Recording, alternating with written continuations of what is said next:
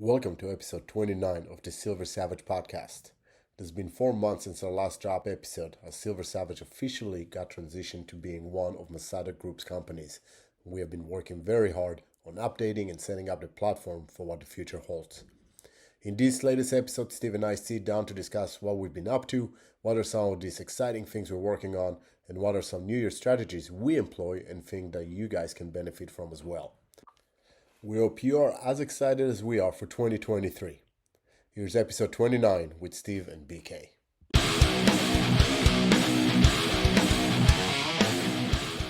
Thanks for pushing me to work out. The shirt's not fitting me anymore. Mine's still fitting me, so I still have more to work on. Listen, more importantly, when you start pouring a bottle of whiskey, you think you're almost done, but you keep pouring, and there's actually more in the bottle than you think you had. That's a good problem to have. It is, but that just means that by the end of this podcast, one of us is going to be shit-faced. I'm doing rum today.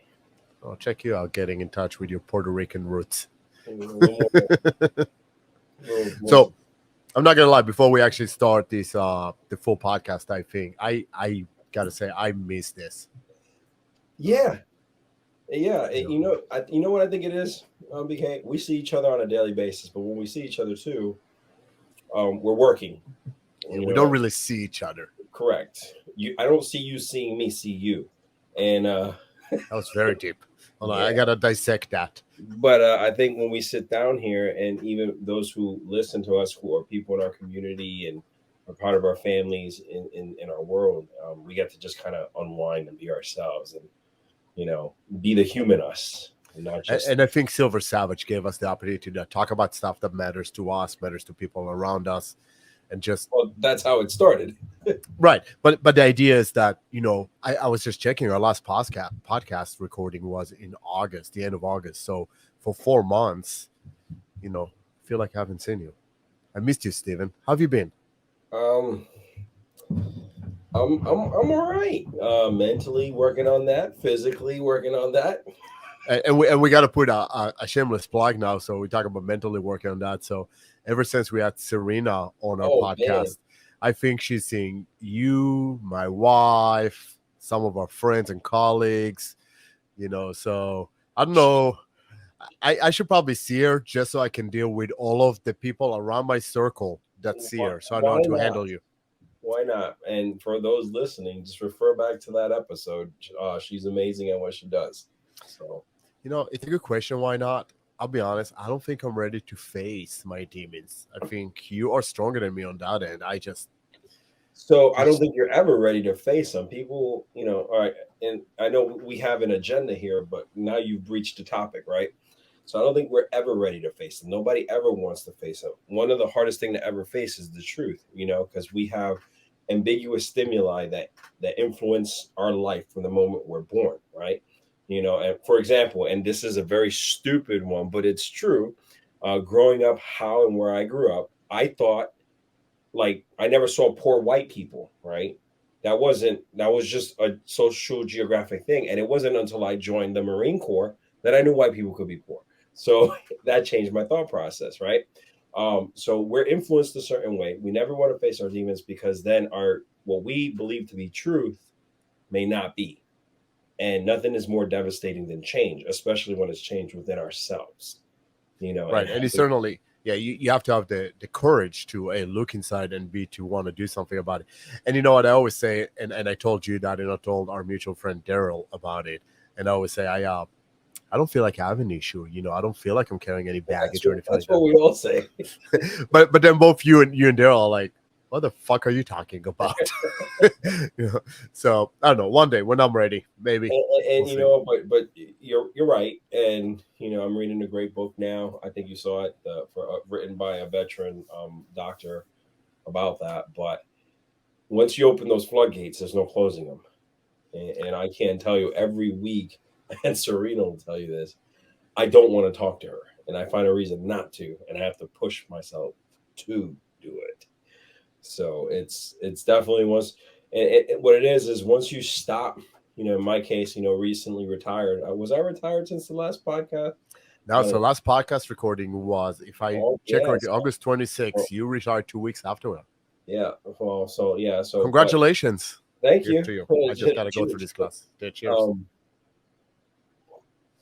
so all our lives we're running and gunning, stuffing stuff away, and then when you come to a abrupt stop, it's like a freight train coming to a stop. So all that stuff starts catching up, man, and it pounds you pretty good. So, but Yeah. anyway, on a lighter note, I saved a whole lot of money on my car insurance. That's all that matters. Um, awesome. So, you know what? We wanted to reignite the Silver Savage. Actually, I was surprised and honored to get so many calls and emails and texts from people that listen to us. I didn't realize how many people were listening. They're like, "What's going on? Why have you not dropped a podcast in a while?" Yeah, So I'm excited to get this restarted and in a slightly different format. right. Um, so kind of to update people over the past 4 months, Silver Savage officially became part of our bigger sister company, Masada Tactical, or the Masada Group, right? So we are Silver Savage, a Masada company. So you're gonna see a lot more of that. Masada as a whole relocated. We have a brand new facility, brand new programs. We've been traveling a lot more, right? So there's a lot that we're gonna be talking about that. Yep. Starting, we talk about new programs before we move into what's coming. We had the opportunity recently to work with one group which I didn't even know existed.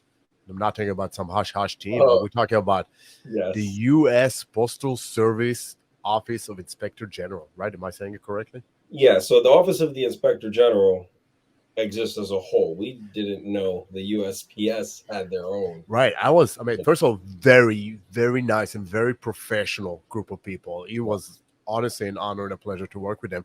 Um, but just the fact, they came to us and by pure coincidence, and when we said, sure, we'll come and teach at your conference, they were blown away. They're like, you would?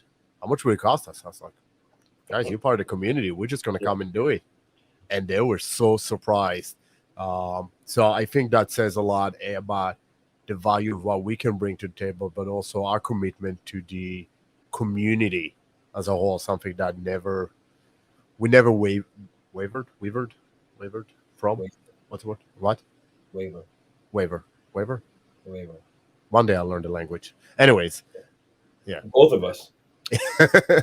uh, no, so I think that was a great experience for us, and one of the many changes that we've been working on over the past few months is just doing a lot more of that, right?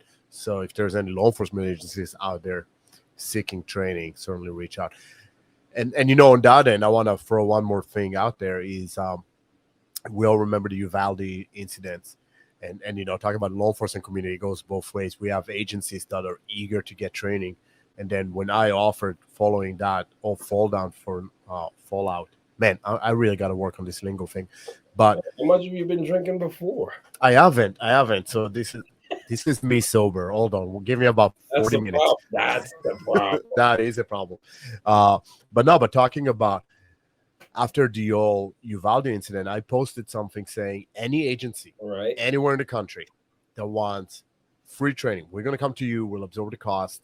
We'll come instead of being a Monday morning quarterback and sitting out and criticizing everybody, as a community, law enforcement in particularly, right? Let's do something about it. Let's get better. We learn from you. You learn from us. Let us come over and show you what we bring to the table. And if you like it, great. If you don't like it, didn't cost you anything. How many agencies took us on that offer? There's one. One agency, and that kind of surprised me a little bit. I'll be honest, because we have so many agencies reach out all the time that they want training, but when, when we tell them, well, because we don't charge a lot for law enforcement, we want them to cover our travel, maybe, or lodging, maybe feed us a meal, get us a shot of bourbon at the end of the day. I don't know, not much, right? So you have all these agencies asking for training, and then when we offer it for free, nobody takes advantage of it. I was surprised by that. Yeah, and I mean, I'm sure there's many underlying factors we don't know. We both have experienced politics in the training world, unfortunately, and we will continue to experience that. Um, there's a whole number of variables we can throw in there. Listen, you're retired now, so we can talk smack on anybody. Oh, this Right? is true. Thanks for reminding me. Oh, you're welcome. You don't have to watch it because I'm going to throw another one. We had another opportunity locally to get a grant, right? And we reach out to local agencies saying, we have access to this grant money. We can pretty much teach you anything you want. You just name it. We can buy you the gear. We had one agency after the fact come and say, we would have loved some night vision, like night fighter type training. Like we could have given you the training and gave you the nods. But at the time, again, no agency wanted to take advantage of it. It's like, I don't know, they have the blinds on. And it's frustrating because you see socially what's going on around the country, in the world for that matter, but certainly around here, and you see the need. And There's then definitely a need. yeah, and everybody says we need more training, we need more training. They're cutting down funds, we need more training. And there we come with the funding, the training, the skill set, the tools, and they don't take advantage of it. And I know, and we've seen it locally, as you said.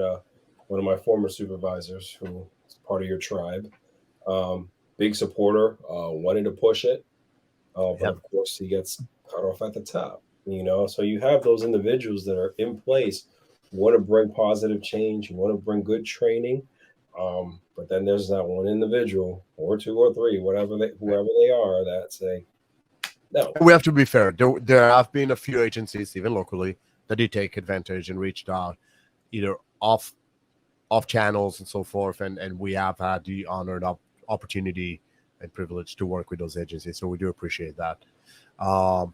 So that's some of the stuff we've been doing. Where are we moving forward? What are we doing moving forward, Steve?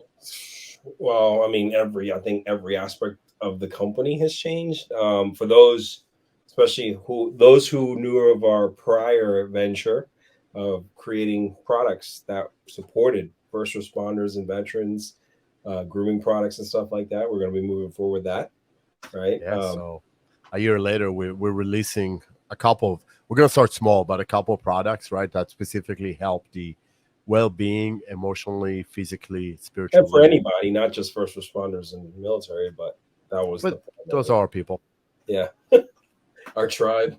right? So what are some of the stuff we're going to be releasing? I'm going to ask you as if you are my guest. Well, it's good because I think the products that we came up with, all of them kind of came from a need, each of our individual needs, right? So you had a need, I had a need, and we wanted those needs to be met, and then have that what's the word I'm looking for? But that It's underlying not just me. benefit, that as well. So another underlying benefit, which in this case was kind of leaning towards the mental health, because that's the one thing we truly neglect. We can make our hair look nice, we can make our bodies look nice, but we tend to neglect our minds looking nice. So one of the products which was very popular in the past was our inhalers, which I'm a huge fan of. One of my biggest problems, especially with high blood pressure, was drinking energy drinks, coffee, trying to keep my head stimulated, especially on the midnight shift. And And stress. yeah, and then working with the local apothecaries here out of Baltimore, they came up with that formula, which was a natural focusing and energizing stimulant. And I can't name all the ingredients. I almost memorized them all because I use that inhaler so much. But I mean, I breathed that sucker in, and I was good for 3-4 hours. And we No, did evolve. So even on that inhaler, we're changing things, and we're trying to make it even better because we learn from our yes, past experiences, right? yes, So yes, we're yes. coming with even better stuff. And I remember very fondly the first time we released the prototype, I would call it, right? And I remember we are at the range teaching a class, and you So using it, and I people found, coming to you. You I you were found like the a drug biggest pusher. I found the biggest, most reluctant, burly looking tactical operator and convinced him to use it. And then after lunch, he came back. And the first thing he said was, "Do you have more of these? I want them for my whole team." I need another puff. It So was that hard. that is that is one item we'll be releasing. Another one is the pain bomb, The pain. which I will be 100% honest. I have not used either one of those. So But I know No, people that have, and everybody yes. swears by it. Multiple surgeries. You've been there for pretty much all of them. I have um, videos that I don't know if we can release or not from I, the last surgery coming out from anesthesia. yeah, I got yelled at yeah, by you the did. nurse. I don't even It was remember what you said. I was still under the influence, but I know but because I you was know, trying to ask you I was trying to ask you interesting questions, and I think one of them crossed the line, and did people you piss around off the were nurse? what? Yeah, you pissed off the nurse. Yeah, I don't know. It had obviously some sexual content and something asking you. I don't know. I wanted an honest opinion, and what better time than when you are coming out of anesthesia? Right. And yeah, the nurses did not appreciate that. But that being said, I use the pain balm. I love the pain balm for multiple reasons. One, it actually works. And two, the aromatherapeutic qualities behind it. So, your other pain balms and grease are very grease based. You got to wash your hands and this and that. I literally rub this stuff into my arms when I'm done and I'm breathing it in, and it's calming me, relaxing. My kids use it, and my wife can attest, ladies, because she rubs it all over. It works great for menstrual cramps, and that was not the intended purpose, but she Really she swears by it. interesting. She swears by I think we found a new market, buddy. it. It's much bigger than first responders. I'll be honest. It's about But she 50% of the swears by it. population. Pretty sure. My buddy Andrew Said, I know he won't mind me shouting him out. Firefighter in New Jersey. He's used it regularly. He's got back issues. He loves it. So definitely looking forward to Yeah, I continue. give it to any person I know that has any type of arthritic issues, post surgeries, or just muscle fatigue, and everybody came back with nothing but positive reviews. So I'm excited to see that coming out again under Hmm. the Silver Savage banner. Um, but a little less, not a little less, but let's kind of change gear from talking about us, because this is obviously about the listeners at the end of the day, changing gears in a sense. um we're going into the new year. We're recording it the week between Christmas or Hanukkah or Kwanzaa, depending which one you celebrate, or all three. Festivus. What? Festivus. Festivus. And a new year, right? So this will release, actually it's going to be January 2nd, so it's going to be right after the new year. Hmm. um what are some things that people can do, because we all talk about resolutions, right? And resolutions, as you and I both know, being in the industry of fitness and being in law enforcement and as first responders, we know that resolutions do not tend to work, right? No, no. But and you actually shared an article with me and our staff recently that took a little twist on that, right? Right. And It had a really cool joke that made you laugh. they did make me laugh and made me read through it too, because usually I ignore your emails. uh, That's why I did that. but no, but let's give people some tips. Well, what can they do to make the next year 2023 slightly better than 2022? Well, one thing right off the back, and I'm learning as I go. We're not perfect, right? We're older men, we're wives, kids, and we're still learning. But time management, man, you can't get time back. You got to manage it wisely. There's always time to do something. We just have to create the habit of fitting in that time. Like, I told you, right? I had a big struggle. I wanted to do like you, cardio every morning, get on my bike and ride it. And I struggled because I'm tired, this and that. And then I'm like, well, I'm not going to bed on time. What's stopping me from going to bed on time? So then I start kind of working backwards, reverse engineering and finding those little niches that I can fix. Because even 30 minutes makes a difference, 15 minutes makes a difference, right? It's World of cumulative, yeah. yeah. So I started working on my time management. So if I gotta say any right off the back, manage your time wisely. Because that's the one thing we'll never get back, right? Unless somebody invents the flex capacitor and we can make a time machine, we ain't getting it back. Yep. You know? And I think another good tip that I can't remember if it was your email or Mike's, but um instead of thinking about something new you can do, think of something you That can that was eliminate. mine, right? Pick a new hobby, pick a new adventure, pick a new something to do. Yeah, but also something that you finding that is wasting your time now. Like I realize I spend way too much time on social media. I don't Yeah. like it. As a business owner, I kind of have to. But I certainly find myself, if I'm in the office and I'm working on a project, and especially if I'm posting something to social media, I tend to end up scrolling and looking what other people are posting, Right. and going down the And rabbit that's hole. by design, right? That's by design. The algorithms catch our attention, the things that interest us, and so that we can keep, you know, Yeah, 100%. But it's such a waste of time, right? I can be so much more productive doing something else. And if I don't have something else to do at work, which is never the case, I could get on a bike or treadmill and invest in myself, right? Go meditate, do something else. Um, so find something that is not contributing anything to your life right now that you believe to be a waste of time, resources, energy, and cut that off. Listen, it can be talking about resources, right? It can be a monetary waste. What are you spending money on right now that you don't need? Is it your like cable TV? Yeah, exactly, right? I tell that to my sisters all the time. I was like, oh, I don't have any money, this and that. I was like, do you have cable? Yeah. I said, then you have money. You're just wasting it in places you don't need. And then the Exactly. response is, but I need it. No, you need air to breathe, food to nourish your body and clothing for your body. You don't need cable, And right? even clothing, I would say, is, not a need, it's a want. Correct. I understand that. Hey, you need to be able to define your needs and your wants and be realistic about it. I've never had cable in my life, ever. I've never needed it. I find other means of entertainment, but the few times that I've been exposed to it, I see how deep down the rabbit hole I can go. So I refuse to get it. I Yeah. won't. And there's so many other options now to substitute for the ridiculous amount Right. that cables are charging. But so we talk about stuff you can do, as you said, habits, stuff that you should not do, as in cutting out of your life some Well, elements, and which here's another easy one, not to cut you off. We do it all the time, and it's funny because it's not like we influence each other to do it. We just naturally do it. We never take escalators. We always take the stairs, right? That's an I, easy.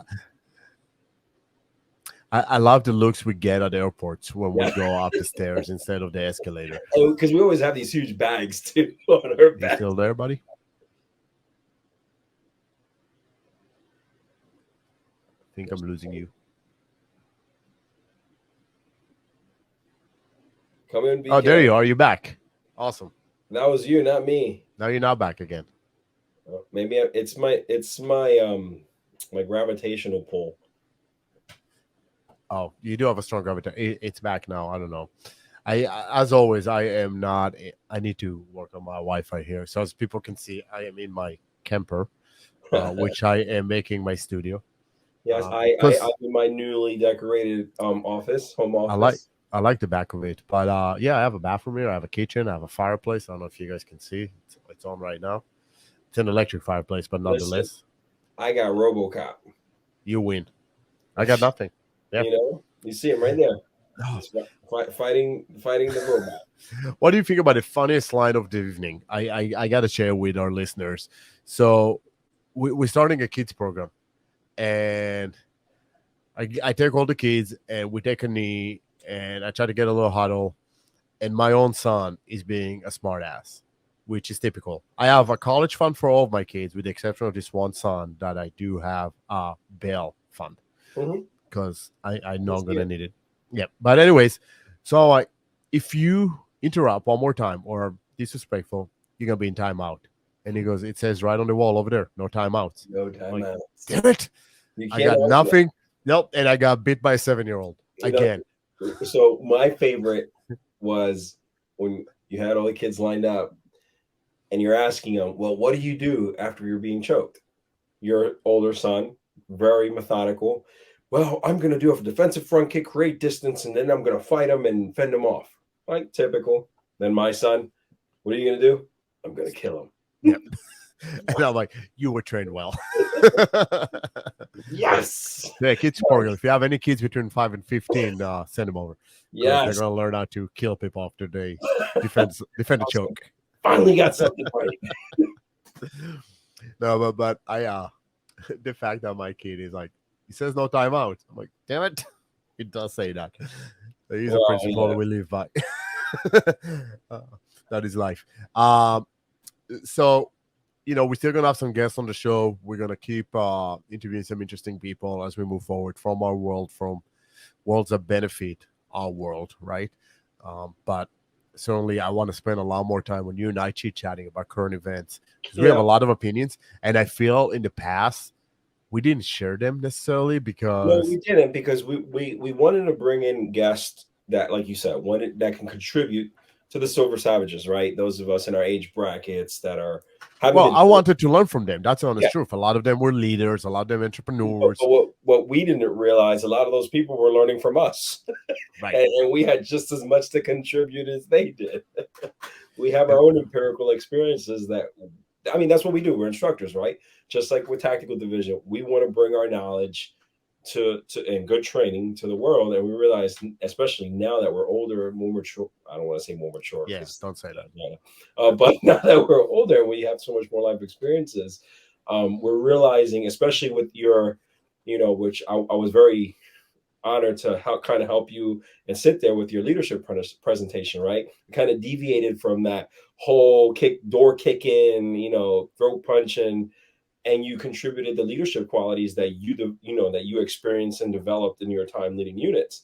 You realize, oh wow, I'm good at this too, and I have something to give to other people. It's the same thing here where we're realizing we've got these tidbits that we want to share because some people might have that, oh wow, I never knew that moment, and we're going to reach someone or something and plant that seed. Yep. So So 100%. So I think aside from still having guests that can share their experiences, I think we're going to spend a lot more time as you and I, specifically as stuff happens. I would love yes, to talk about.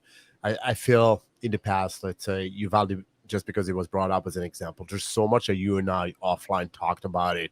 yeah, we About did. yeah, and not to again be a Monday morning quarterback as much as what can we learn from it so Right. we can be better prepared as civilians, not even as law enforcement. Hmm.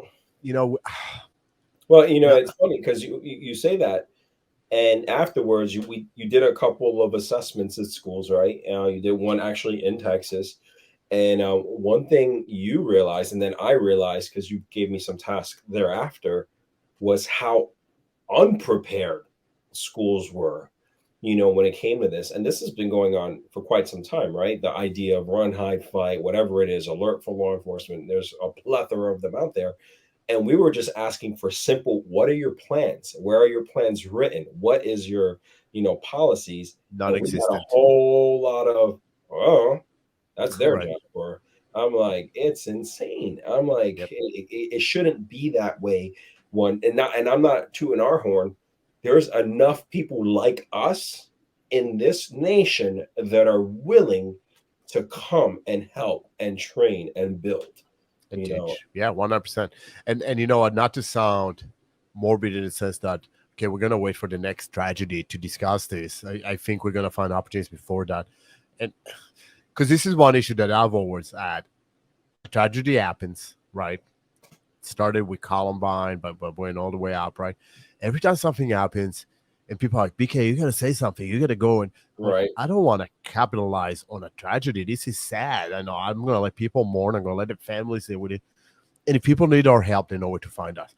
What I'm finding is a because we're not necessarily trying to make money out of it, but more importantly, because people are recognizing the value that we bring. Because you're right, there's a lot of qualified individuals out there to teach and share their knowledge and skill set.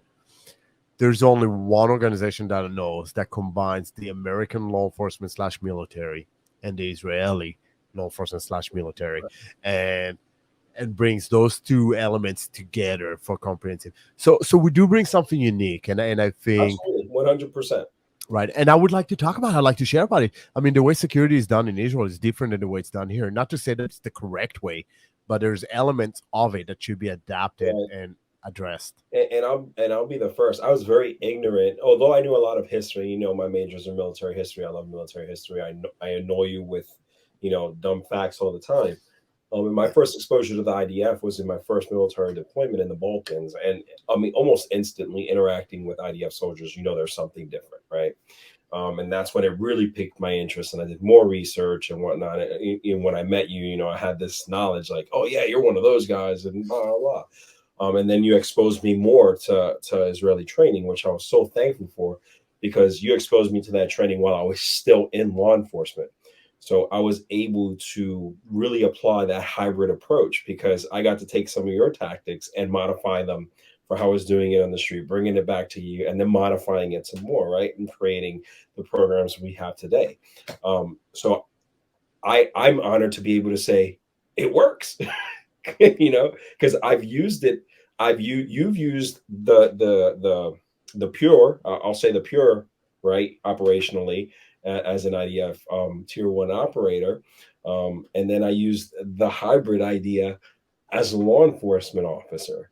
So And I think the amazing part and what I am most proud of, as what you and I accomplished together is the fact that I learned from you so much, and then we take it to Israel and we show it over there. yes, And we know now individuals and units that teach, train, and deploy tactics and skills that we developed here in America, right, which I think is pretty cool. That flow of information going both ways. yes, absolutely, So absolutely, I'm looking forward to talking a lot more about it, a lot more about security and first responder related thing, and actually giving a little bit of a, I guess, sneak peek to our next podcast next week. Is you and I are going to sit down and talk about medical response on airplanes. ah, yes, because that's prompted both of us now. Like I'm almost done putting together my travel medical bag. Yep. You know, So we give people, and we're gonna probably mention it again next week, but to give people an idea, you and I were on a flight back from Kentucky, and, and and yeah, yes, Kentucky, and this was late August, and an emergency happened. We're not going to go yeah, into the details right now. well, it wasn't late August. It was the day I retired. It was September Early 1st. September. Yep. That was your retirement. So, because I remember it was after our last podcast, because we were trying to do one more podcast Yeah, and it never happened. But an emergency happened. You and I both responded. We're going to talk how that came about yeah, also next week. And, we realize you and I are trauma driven. If you get shot, have a limb severed, you fall off a building, we can fix that. But yeah, if you have a medical emergency, specifically on an airplane, what do you do? And we did some research. I mean, I think that prompted both of us to say, okay, this yeah, is an opportunity to learn, right? And yeah, we went and we asked trauma surgeons, we asked ED docs, we asked other doctors and other professionals, and we came up with a list of what we can carry on an airplane, what we should do, what's most likely to happen. And I am excited to share that with our listeners next week so they can hopefully learn from it and, God forbid, ever need to use any of that. They yeah. have those tools. And it's funny because even if you're not a certified quote unquote medical professional, these are things you can use as a non-certified medical professional. It's like, everyday kind of things that you can purchase, have with you in an emergency. Yep. So And we're going to talk about the legal and liability element of it. We're going to ask them, mhm. we're going to talk about how did it get down to, I mean, how did the standard drop so much that they end up depending on us to do a thing? Because similarly, a week later, not a week later, but the next flight Yeah, over, you had something. I had another incident and there were other doctors on it. And before that, when you and I went to Israel, Yep, there same was an thing. emergency. Yep. So we can talk about all of those. Are we shit magnets? I kind of like it. I'll be honest. I'm not gonna lie. I like Um, being. I would say so. Yeah. I mean, that's on, three on every flights. on every level and every aspect. How many people had three flights with medical emergency on them in like the last couple Well, years? and not taking away from the next podcast, but I'll tell you what my favorite part of that incident, and we'll recap it, was when we both stood up to walk. Everyone looked at us like, "Who are these big burly tattooed guys?" What are they gonna do? We had to shove some ignorant lady out of the way. I don't know if you remember, because she wouldn't move. It Anyway, was we'll funny. save that for next time. Right. So So I'm excited to get this started again. Hopefully, our listeners are also as excited as we are. I do want to throw out there one thing, which on our YouTube videos for the Masada tactical side has yes, been very helpful. But I think on the podcast as well, if people have any questions, anything they want us to discuss, please feel free to comment on the podcast itself, send us messages. Probably the best option is emails, BK at Masada Tactical. I can give you Steve's, but it's That's a too really long. long, too long last name. And that's my fault. I should, at some point, I think we tried changing it to Yeah, Steve's, you but screwed everything up. yeah. So I don't know. At some point, we may do that. But, anyways, yeah, send me an email, BK at MasadaTactical.com, and I'll be more than happy to. Any question, like I said, medical, tactical, safety concerns, kidnapping, whatever it is. how do you kidnap someone? We're going to talk about that. Yeah, your favorite comic book. I don't care. Give us something to discuss. Yep. I'd actually be curious to like, what's your favorite cartoon and all that stuff. My favorite cartoon, Mighty Mouse. Was that growing up? Yeah, as a kid. I mean, I'm in Israel. We don't have a lot of cartoons yet, but we did have Mighty Mouse. Really? Yeah. Why? I don't know. I don't buy the shows. I don't know. That's what they had. You know that in order to watch Spider-Man or Batman the cartoons, we had, because there were 4 channels. There were 2 Israeli channels. Then we got 1 Jordanian channel and 1 Lebanese channel. Damn, and I thought I had it bad. Yeah, and the Lebanese channel had all the American cartoons. Oh man, I thought I had it bad. Yeah. Well, like we were so try watching Spider-Man with Arabic subtitles.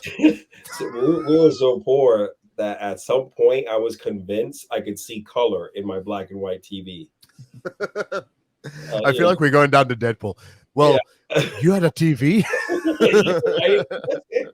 I still remember the rotary phone. I know we're going completely off script, but what's new? So our old house, when we moved in, there was a rotary phone attached to the wall, and I brought my kids and I had to try to dial a number, and they got so frustrated because when you mess it up, you got to start, you got to hang up and start again from scratch, essentially. Oh man, this is why our generation's more resilient. And we lost you again. Man, we're gonna have to do something about this connection. Call Elon Musk.